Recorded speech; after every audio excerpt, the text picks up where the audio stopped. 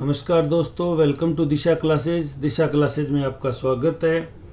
Rajasthan public service commission ने 2021 का RAS का मुख्य परीक्षा का आज सिलेबस जारी कर दिए। ये सिलेबस और 2018 का जो सिलेबस है उसमें क्या डिफरेंस किए हम अभी इस पे चर्चा करेंगे। जो चेंजेज किए मैंने उनको येलो कलर में हाईलाइट कर दिए हैं और आपको मैं थोड़ा एक्सप्लेनेटरी में बता दूंगा। तो आइए हम शुरू करते हैं। 2018 में पहला पेपर की पहला भाग था इतिहास, राजस्थान का इतिहास, कला, संस्कृति, साहित्य, परंपरा और धरोहर, जिसे 2021 में सेम रखा है। इसमें जो दो नई चीज़ें ऐड की है, एक तो युगांतरकालीन घटनाएं शब्द को शामिल किया गया, एक राजस्थान में विश्व विरासत के प्रमुख स्थल जो यूनेस्को विश्व विरासत के 3 श्रेणी में स्थल करता है ना, प्राकृतिक, सांस्कृतिक और मिश्रित, उनमें राजस्थान में कौन से स्थल है। साथ में राजस्थान में पर्यटन वर्ड को एज ए सिलेबस ही मेंशन कर दिया। तो ये इतिहास सेक्शन में एक नया जोड़ा गया है। उसके अलावा भारतीय इतिहास, कला, संस्कृति की बात करें तो वास्तुकला का एक नया शब्द जोड़ा गया है जो आरएएस मेंस 2018 के सिलेबस में नहीं था। अब हम 21 के सिलेबस की बात करते हैं। आधुनिक विश्व का इतिहास है, उसमें अमेरिकी स्वतंत्रता संग्राम, फ्रांसीसी क्रांति जो लुई 16वें को हटाया गया था फ्रांसीसी रिवॉल्यूशन के द्वारा, बास्तिल के किले को तोड़ा गया था, वो सारी घटनाओं को वर्ड टू वर्ड कर दिया, जबकि पहले इसे प्रबोधन काल के रूप में दर्शाया जाता था। अब की इसकी नाम ही रख दिया अमेरिकी स्वतंत्रता संग्राम, फ्रांसीसी क्रांति 1789। औद्योगिक क्रांति पिछली बार भी था, इस बार भी कर दिया। जो ड्रास्टिक चेंज हुआ है वो इकोनॉमिक्स सब्जेक्ट में किया है। तो इकोनॉमिक्स का बड़ा सिलेबस है वो पूरी तरह चेंज कर दिया। हम थोड़ा टॉपिक वाइज जिस पे कुछ समय लेते हुए आगे बढ़ेंगे। इकोनॉमिक्स में जो तीनों सेक्टर हैं, एग्रीकल्चर यानी प्राइमरी सेक्टर, उद्योग और सेवा, जो तीनों सेक्टर हैं उनको थोड़ा इलेबोरेट कर दिया। जैसे कृषि, भारतीय कृषि में वृद्धि और उत्पादकता की प्रवृत्तियां, मतलब आज़ादी के बाद में कृषि का हिस्सा कैसे जीडीपी में कम होता गया, लेकिन उत्पादकता में क्या चेंज आए, कौन सी नई क्रॉप ली हमने, क्या क्या किया, वो सारा यहाँ मेंशन है। खाद्य प्रसंस्करण, फूड प्रोसेसिंग जो क्षेत्र है, और खाद्य प्रबंधन, फूड मैनेजमेंट, कृषिगत सुधार और चुनौतियाँ, कृषि की जो चैलेंजेज आ रहे हैं सरकार ने उनको सिलेबस में शामिल किया है। जबकि हम पिछली बार 2018 का सिलेबस देखें तो सिर्फ एक ही बात थी कि अर्थव्यवस्था के प्रमुख क्षेत्र में कृषि लिख दिया, उसको ज़्यादा लंबा चौड़ा वर्णन नहीं किया गया था, लेकिन इस बार इसको वर्णन किया। वैसे ही उद्योग को औद्योगिक क्षेत्र की प्रवृत्तियाँ, औद्योगिक नीति, ये भारतीय रेफरेंस में बात कर रहे हैं तो हम इसे इंडिया की औद्योगिक नीति कहेंगे, एवं औद्योगिक वित्त मतलब फाइनेंस, कितना पैसा इंडस्ट्रीज पे लगाने के लिए गवर्नमेंट के पास है, इंडस्ट्रियल सेक्टर के पास कितना पैसा है। उदारीकरण, एलपीजी है जो लिबरलाइजेशन, प्राइवेटाइजेशन और ग्लोबलाइजेशन, इन तीनों ने, और 1991 में जो मनमोहन सिंह के समय आर्थिक सुधार किए गए थे उसको सिलेबस में लिया है। तो उम्मीद है इससे एक बेहतर सवाल आएगा जिसे हम आगामी आने वाले वीडियो में जब हम प्रैक्टिस राइटिंग करेंगे रिटर्न नोट्स की, तब उसमें इसमें कर लेंगे। अवसंरचना और आर्थिक वृद्धि यानी इंफ्रास्ट्रक्चर और इकोनॉमिक ग्रोथ, इन दोनों को भी शामिल किया गया है। फिर मुद्रास्फीति, स्फीति, जो भी चीज़ें आप है जो कीमतें, मांग, पूर्ति प्रबंधन में भूमिका अदा करती है, उसे सिलेबस के रूप में शामिल किया गया है। जबकि 2018 में यह सिलेबस के रूप में इस रूप में शामिल नहीं था।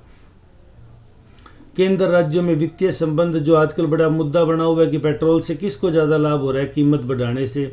नवीनतम वित्त आयोग राजस्थान का लेटेस्ट कौन सा बना, उसका कौन अध्यक्ष है, कितने बन गए, इसका गठन किस उसमें होता है। तो ये भारतीय रेफरेंस में पूछ रहे हैं, तो ये भारतीय रेफरेंस के भी याद है कितने वित्त आयोग आगे, लास्ट अंतिम कौन सा आया। एफआरबीएम एक्ट है ना, राजकोषीय उत्तरदायित्व एंड बजट प्रबंधन, तो उसको भी अधिनियम को पूछ लिया। और भारत में जो राजकोषीय सुधार किए गए हैं उसको भी पूछ लिया।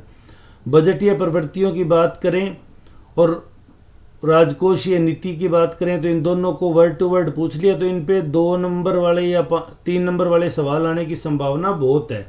भारत में टैक्स रिफॉर्म्स जो हैं, कर सुधार कहाँ तक हो गए, किस रूप में आगे वृद्धि कर रहे हैं, वो भी पूछ लिया। अनुदान मतलब सब्सिडी है, उनमें नकद हस्तांतरण, डायरेक्ट बेनिफिट है ना जो खातों में ट्रांसफर करते हैं, वन्य संबंधित मुद्दे पूछ लिया। राजस्व और व्यय की प्रवृत्तियाँ, गवर्नमेंट को कितनी तो कमाई होती है सेंटर को, और क्या का वो एक्सपेंडिचर करता है, उसको व्यय करता है, उसके क्या क्या पैरामीटर्स हैं उसको पूछ लिया। आर्थिक गतिविधियों में सरकार की क्या भूमिका है, मतलब सरकार किस हद तक रोल प्ले करती है। प्राइवेट सेक्टर, गवर्नमेंट सेक्टर और मेरिट वस्तुएं, ये मेरिट वस्तुओं पे 2 नंबर में सवाल बन सकता है, ये इंपॉर्टेंट है। इस पे गहलोत सर भी कई बार बोल चुके हैं, तो ये इन्होंने सिलेबस में ही उठा के लिए है। सामाजिक क्षेत्र में गरीबी, बेरोजगारी, असमानता जो मुख्य मुद्दे बन रहे हैं। स्वास्थ्य सेवा, शिक्षा नीति आ गई। प्रभावी नियामक यानी रेगुलेटर, इफेक्टिव रेगुलेटर की समस्या जो हम महसूस कर रहे हैं, जो रेगुलेशन नहीं हो पा रहा, वो आर्थिक विकास में राज्य की भूमिका को पुनर्भाषित करना और रोजगार उन्मुख वृद्धि व्यूह रचना, मतलब ऐसी वृद्धि करना जो रोजगार जनरेट करे, ऐसी प्लानिंग करना। फिर आगे वैश्विक अर्थव्यवस्था थी, उसमें एक ही टॉपिक में चेंज किया है, सतत विकास और जलवायु परिवर्तन यानी क्लाइमेट चेंज और सस्टेनेबल डेवलपमेंट, इन दोनों शब्दों को शामिल कर दिया। तो इन पे परिभाषा पूछ सकते हैं, ये कहाँ से आए पूछ सकते हैं। अब राजस्थान की अर्थव्यवस्था में जैसे भारत की अर्थव्यवस्था को पूरा बदला, राजस्थान की अर्थव्यवस्था के सिलेबस को भी बदल दिया। यहाँ कृषि परिदृश्य में उत्पादन और उत्पादकता, कौन से जीन्स क्या उगते हैं, किस मात्रा में, क्या औसत उत्पादन है। जल संसाधन, सिंचाई, वो बांध, नदी, परियोजना जितनी भी है सब आगे। कृषि विपणन, डेयरी व्यवस्था, जो जितनी मंडी व्यवस्था जो चल रही है, सॉरी डेयरी तो अगला है, मंडी व्यवस्था आगे, इसमें डेयरी और पशुपालन को यानी प्राथमिक सेक्टर पूरे को ले लिया। ग्रामीण विकास और ग्रामीण अवसंरचना, जब हम 2018 का सिलेबस देखते हैं राजस्थान की अर्थव्यवस्था का, तो थी ये बातें लेकिन बड़ा ही समराइज सा पूछा हुआ था, क्लियर नहीं हो रहा था। यहाँ एक एक चीज़ को क्लियर कर दिया। पंचायती राज, अब ये राज्य वित्त आयोग आगे, बीडी कल्ला पिछले के थे, तो वित्त आयोग की जो राजस्थान का स्टेटस है उस पर भी सवाल आएगा। औद्योगिक विकास का संस्थागत ढांचा, औद्योगिक वृद्धि और नव प्रवृत्तियाँ, मतलब क्या इंडस्ट्रियल चेंजेज जा रही हैं। खाद्य और ग्रामोद्योग जो गहलोत साहब का कह दो फेवरेट सेक्टर है, तो उसको भी इसमें शामिल किया है। अवसंरचना विकास, मतलब इंफ्रास्ट्रक्चर में क्या, विद्युत और परिवहन की क्या स्टेटस है, सड़कों की लंबाई, घनत्व, जो लेटेस्ट डाटा है वो आप जरूर याद करें। अवसंरचना में निजी विनियोग, जो प्राइवेट इन्वेस्टमेंट है उसकी क्या स्थिति है। सार्वजनिक निजी सहभागिता यानी पीपीपी जो मॉडल है, दृष्टिकोण, संभावनाएं, क्यों ये फेल हो जाते हैं, कहाँ कहाँ ये कामयाब हुए हैं, उस पर ये हो जाएगा।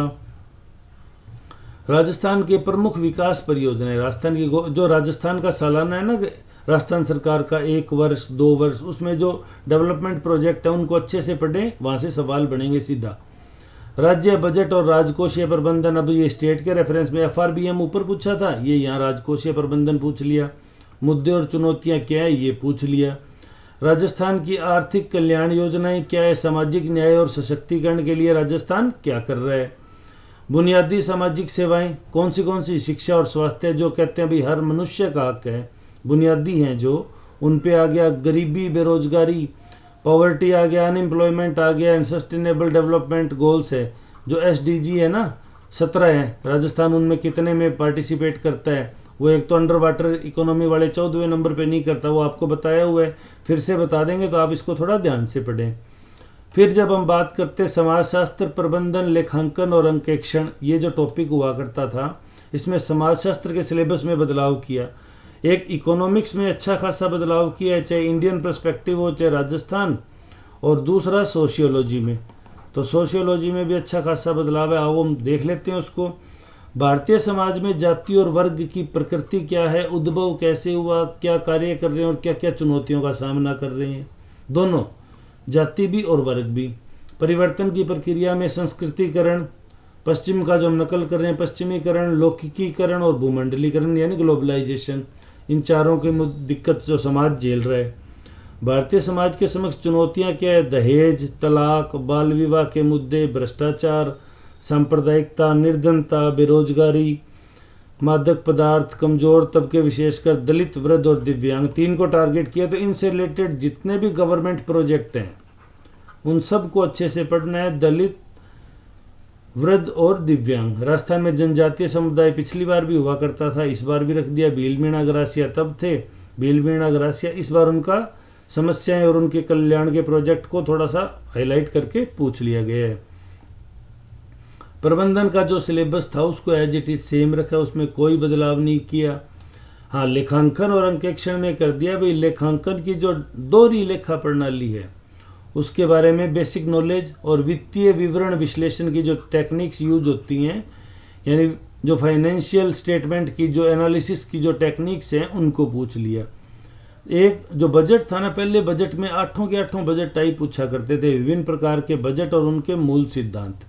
अब उसको चेंज करके सरकार ने निष्पादन बजट और शून्य आधारित बजट, मतलब परफॉर्मेंस बेस्ड बजट, जो प्रोजेक्ट अच्छा परफॉर्म कर रहे हैं उनको अगली बार बजट में ज़्यादा राशि अलॉट करो, जो नहीं परफॉर्म कर पा रहे उनको एक आधा चांस दो, नहीं तो फिर बंद कर दो। ये तो परफॉर्मेंस बजट है। और शून्य आधारित बजट मतलब हर बार हर प्रोजेक्ट को जीरो से स्टार्ट करना। इस बार मान लो सड़क बनाने के लिए 10,000 करोड़ रुपए दिए, 8,000 लग गए, तो अगली बार ये 2,000 नहीं देने, नए सिरे से जीरो से शुरू करना है। दोनों आपको अच्छे से बताएंगे। आप चैनल को लाइक और सब्सक्राइब कर लें। ये दिशा क्लासेज है, यहाँ आपको पूरा सिलेबस कराया जाएगा। फिर बात थी प्रशासकीय नीति प्रबंधन की, जो अपना पेपर सेकंड था। ये आपने पेपर 1 देख लिया, इसमें इतना चेंज हुआ है। पेपर सेकंड में क्या चेंज हुआ, तो एक नया जोड़ा है, प्रशासन में नैतिक चिंता, द्वंद्व एवं चुनौतियां। एक तो नया टॉपिक जोड़ दिया, एक नैतिक निर्णय प्रक्रिया और उसमें योगदान देने वाले कारक। कौन से? सामाजिक न्याय, मानवीय चिंता, शासन में जवाबदेही और नैतिक आचार संहिता। तो ये जो नई चीज़ें जोड़ी गई है, मैं भी उनको हाईलाइट करके बता रहा हूँ आपको, तो आप देख लें ये चीज़ें नहीं जोड़ी है।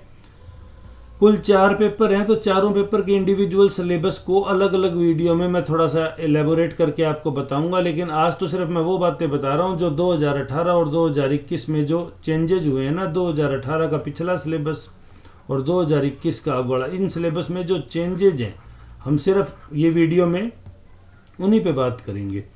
विज्ञान और प्रौद्योगिकी, भाई पूरा का पूरा चेंज कर दिया, एक भी चीज़ सेम नहीं रखी विज्ञान और तकनीक से। तो यूँ है पीएच पहले पूछते थे, लेकिन तो बहुत अलग कर दिया। अभी दैनिक जीवन में केमिस्ट्री का योगदान, द्रव की अवस्थाएं, परमाणविक, धातु, अधातु, उपधातु, धातुक्रम, ये सारी चीज़ें जोड़ दी। रेडियोधर्मिता जो आती, रेडिएशन के जो मैटर बन रहे हैं, दैनिक जीवन में भौतिक पूछ लिया, रसायन पूछ लिया, कोशिका में ये जीव विज्ञान पूछ लिया, इसका पूरा पादप और से लेके और एनिमल तक दोनों का, हार्मोन, अनुवांशिक, जीवन शैली के रोग, मानव रोग, सभी रोग पूछ लिए। संचारी, गैर संचारिक, जो कोरोना अभी संचारी में फैला था उससे रिलेटेड। फिर अब कंप्यूटर में पूछ लिया, नेटवर्किंग क्या है, एनालॉग, डिजिटल, दूरभाषावर्ती स्पेक्ट्रम, मोबाइल टेलीफोन क्या है, कैसे काम करता है, क्लाउड कंप्यूटिंग क्या है, इंटरनेट ऑफ थिंग्स क्या है, क्रिप्टो क्या है, क्रिप्टो करेंसी में ये जो बिटकॉइंस आ रही है, या और भी दूसरी शिबू इनू, और ये जो आजकल चर्चा में चल रही है ओटीटी प्लेटफॉर्म क्या है। तो ये कुल मिला के साइंस को करंट का अमली जामा पहना दिया। करंट अफेयर्स के जो मुद्दे जो साइंस में आ रहे हैं दिनों दिन, आप उनको अच्छे से पढ़ें। कोई भी सवाल पढ़ें, वो 2 नंबर, 3 नंबर और 5 नंबर तीनों के रेफरेंस में उसके शॉर्ट नोट्स बना लें, ताकि ज़रूरत पड़े तो उनको एक्सप्लेन भी किया जा सके, और नहीं ज़रूरत पड़े तो जैसे चल रहे हैं वो चल जाएंगे। आर्टिफिशियल इंटेलिजेंस हो गया, तो जो जो मुद्दे आप सुनते हैं आजकल वो सारे इस बार सिलेबस में मेंशन कर दिए। विज्ञान और प्रौद्योगिकी में भारतीय वैज्ञानिकों का योगदान, अब ये जरूर पूछ लिया। रोबोटिक्स, मशीन लर्निंग जो है, ऑगमेंटेड रियलिटी है, नैनो टेक्नोलॉजी है, क्वांटम कंप्यूटिंग है, ये सब में पूछ लिया। स्पेस टेक्नोलॉजी पूछ लिया, उपग्रह उनकी कक्षाएं कितने लॉन्च हो गए, क्या फेल, क्या रिमोट सेंसिंग पूछ लिया, सुदूर संवेदन प्रक्षेपण यान PSLV GSLV के बारे में पूछ लिया। तो ये काफ़ी कुछ पूछा है। रक्षा प्रौद्योगिकी में मिसाइलें कौन सी, भारतीय मिसाइल कार्यक्रम कहाँ तक चला गया। रासायनिक और जैविक हथियार में, वो जैविक हथियार में जो गैसेज बताई थी आपको, वो गैसेज सारी एक तो अच्छे से दोबारा देख लेना। उसके अलावा जो बैक्टीरिया बताए गए थे, एंथ्रेक्स वगैरह को जो जैविक वेपन बनाते हैं, वो सारे आपको फिर से बता देंगे। फिर उसके बाद था विज्ञान तकनीक के बाद में हुआ करता था पृथ्वी विज्ञान, भूगोल एवं भूविज्ञान दोनों का सम्मिलित था। तो पृथ्वी की संरचना ये नया जोड़ दिया। तो इंटीरियर ऑफ अर्थ, तो ये पूछेंगे, तो फिर भूकंप में काफ़ी कुछ चीज़ें हो जाएगी पूछने की। क्रस्ट, मेंटल कोर में जो जो चीज़ें शामिल हैं, कौन कितनी गहराई तक है, कौन सा स्फीयर कहाँ तक चलता है, वो सारा पूछ लेंगे। उसके अलावा अगर बात करें, एक नई चीज़ जोड़ी है, वो है प्रमुख पर्यावरण संबंधी मुद्दे। यानी इस बार हम सिलेबस को अगर देख रहे हैं ना, तो वो करंट में जो डेली बेसिस में जो मुद्दे बन रहे हैं ना, उनको सिलेबस में स्थान देके सरकार अपडेट तरह का एग्जाम करवाने की इच्छुक लगी। भारत का जो सिलेबस था भूगोल का उसमें नदियां नहीं थी, इस बार प्रमुख नदियों को नाम दे के पूछ लिया। तो हमें भारत की पढ़नी है, राजस्थान की भी प्रमुख नदियां और जिले नहीं ऐड की है। प्रमुख वनस्पति जो राजस्थान में पाई जाती है उसको ऐड कर दी। डेमोग्राफिक जो करेक्टरिस्टिक है, विशेषताएं, प्रमुख जनजातियां जो ट्राइब्स हैं उनको पूछ लिया। वन्य जीव और जैव विविधता, चुनौतियां और संरक्षण पूछ लिया। यूनेस्को की भूपारक एवं भू धरोहर स्थल संकल्पना पूछ ली। तो यूनेस्को ने जो भूपारक और भू धरोहर संकल्पना बनाई है, प्रमुख पर्यावरण संबंधी मुद्दे पूछ लिए। तो पर्यावरण संबंधी मुद्दे पूछने का एकमात्र मतलब होता है कि करंट अफेयर्स के जो पर्यावरणीय मुद्दे हैं वो सारे सरकार पूछ रही है। तो पेपर में करंट अफेयर्स को आपने जो लेटेस्ट में घटनाएं हो रही है उनको अच्छा वेटेज देना है। फिर नेक्स्ट सेक्शन आता है, वो आता है सामान्य ज्ञान और अध्ययन में पेपर 3, भारतीय राजनीतिक व्यवस्था, विश्व राजनीतिक और समसामयिक मामले। तो जहाँ तक मैं देखूँ इसमें कोई चेंज नहीं किया गया है, सिर्फ भारत के पड़ोसी देशों के साथ संबंध 2018 में नहीं पूछा गया था, जिसको 2021 में पूछ लिया। पड़ोसी देशों के साथ भारत के संबंध यानी नेपाल, चीन, भूटान, म्यांमार, पाकिस्तान, अफगानिस्तान, जो भारत आज जहाँ जहाँ उनको फेस कर रहा है वो पूछ लिया। उसके अलावा कोई चेंज नहीं किया गया। लोक प्रशासन एवं प्रबंधन की अवधारणाएं मुद्दे की जो बात करें, इसमें लोक प्रशासन के पहले सिद्धांत पूछ रहे थे, उनको सिलेबस से हटा के लोक प्रशासन के अध्ययन के प्रति अभिगम मतलब लर्निंग, लोक प्रशासन क्या क्या चीज़ें सिखाता है वो पूछ ली गई। उसके अलावा प्रशासन में एक नई चीज़ पूछी गई है, जो पिछली बार का लोक प्रशासन था 2018 का और ये 2021 में प्रशासन पर नियंत्रण को पूछा है। विधायी पालिका का क्या नियंत्रण, कार्यपालिका का क्या नियंत्रण, न्यायपालिका, तीनों जो क्षेत्र हैं उनका आपस में एक दूसरे पे, प्लस में उनका प्रशासन पे, उनके साधन क्या है, उनकी लिमिट्स क्या हैं, सीमाएं क्या हैं। जिला प्रशासन में आप देखेंगे पहले सिर्फ एक ही शब्द यूज किया करते थे, जिलाधीश, उसको बदल के अब जिला कलेक्टर और मजिस्ट्रेट कर दी, यानी उसकी रेवेन्यू पावर और उसकी जो लीगल पावर है दोनों को अलग अलग करके पूछेंगे। तो ये आप अच्छे से पढ़ लें। जो राजस्थान के लोकल एक्ट शामिल किए गए थे, पिछली बार सिर्फ लोक सेवा आयोग और लोक सेवा अधिनियम 2011 पूछा था। इस बार राजस्थान सरकार ने जो 12 में राजस्थान सुनवाई का अधिकार अधिनियम लागू किया, राइट टू हियरिंग जो है उसको भी कर लिया। तो ये भी आप एक बार अच्छे से पढ़ के चलेंगे। फिर खेल व योग हुआ करता था, उसमें राजस्थान की खेल नीति को शामिल कर दिया। तो ये आप अच्छे से पढ़ के चलेंगे। पहले भारतीय खेल प्राधिकरण को नहीं पूछते थे, राजस्थान राज्य क्रीड़ा परिषद को ही पूछते थे पिछली बार के सिलेबस में। इस बार भारतीय खेल प्राधिकरण में जितने भी हैं हर गेम्स के, boxing, ball, cricket, table tennis, जितने भी हैं ना, सबको खेल प्राधिकरणों को पढ़ना है। इनके अध्यक्षों के नाम याद करेंगे हम, तो एक टेबल बना लेंगे जिससे ईजी हो जाएगा। फिर हम बात करेंगे व्यवहार। तो हार्वर्ड गार्डनर का जो बुद्धि सिद्धांत था, मनोवैज्ञानिक सिद्धांत है, ऐसा बता दिए। अब लाए क्या क्या है, एक तो आध्यात्मिक बुद्धि नया जोड़ा है सिलेबस में, व्यवहार में, बिहेवियर में। दूसरा प्रतिबल एवं प्रबंधन। तो प्रतिबल की प्रकृति, प्रकार, स्रोत, लक्षण एवं प्रभाव, प्रतिबल प्रबंधन, मानसिक स्वास्थ्य का प्रोत्साहन, ये एक सेक्शन है, ये नया जोड़ा है। थोड़ा सा पिछले से मिलता जुलता है, लेकिन प्रतिबल के रूप में पूछा है इसलिए थोड़ा अलग हो जाएगा, इसको हम अलग से पढ़ लेंगे। उसके बाद जो लीगल सेक्शन आता था विधि, उसमें सारे एक्ट सेम रखे, घटाया नहीं, सिर्फ एक नया ऐड किया। कौन सा? माता पिता एवं वरिष्ठ नागरिकों का भरण पोषण एवं कल्याण अधिनियम 2007, जो इसकी पिछली सरकार, गहलोत साहब की सरकार ने किया था। जो आजकल कहते हैं माता पिता को परिवार, बच्चे जो समय नहीं देते या वैल्यू नहीं देते, उसको लेके जो मुद्दा बन रहा था उसको इन्होंने आरएस के सिलेबस में ही ऐड कर दिया। तो माता पिता और वरिष्ठ नागरिकों का भरण पोषण एवं कल्याण अधिनियम, ये लीगल सेक्शन में एक नया जोड़ा है। तो आप इसको देख लेंगे अच्छे से। उसके बाद हम बात करें पेपर 4 जो हिंदी और इंग्लिश का हुआ करता है, उसको एज इट इज रखा है, उसमें सिंगल चेंज भी नहीं किया। चाहे आप 2018 का देख लें, चाहे आप 2020 का देख लें। तो ये जो सिलेबस में चेंजेज है 2021 के आज जो आया है नोटिफिकेशन अपना, आज तारीख होगी कि 23 नवंबर को जो नोटिफिकेशन आया है 23/11/2021 को, उसमें जो शामिल किए गए हैं हमने यहाँ वो एक्सप्लेन कर ली। ये दिशा क्लासेज है। अगर आपको वीडियो अच्छा लगा तो चैनल को लाइक सब्सक्राइब करें और फिर इसके बाद हम देखेंगे कि किस प्रकार हमें एक एक सिलेबस को, एक एक पेपर को, 4 पेपर हैं, 4 वीडियो बनाने पड़ेंगे। उन चारों वीडियो में सिलेबस को इलेबोरेट करना होगा, क्या क्या आएगा, तो वो हम आपको जल्दी उपलब्ध करवा देंगे। तो आप हमारे चैनल से जुड़े रहें। वीडियो देखने के लिए धन्यवाद।